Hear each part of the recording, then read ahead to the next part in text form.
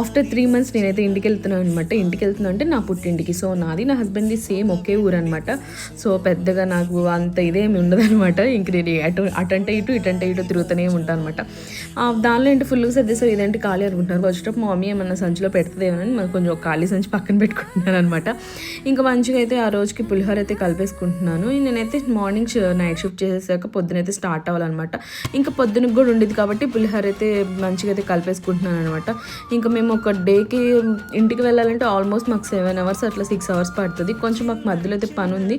ఆ డే అంతా ఫ్రైడే అంతా వేస్ట్ అయిపోయింది. ఇంక గుడ్ ఫ్రైడే రోజు మేమైతే చర్చ్కి కూడా వెళ్ళలేదు. ఇంకొక రోజంతా మాకు ఒక చోట అయితే టైం అంతా వేస్ట్ అయిపోయింది అనమాట. పర్లేదు, అది మా కోసమే అనమాట.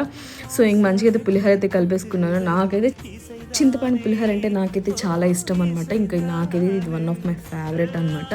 నా వీడియో కనుక మీకు నచ్చినట్టయితే లైక్ చేసి, షేర్ చేసి, సబ్స్క్రైబ్ చేయండి. Thank you. సబ్స్క్రైబ్.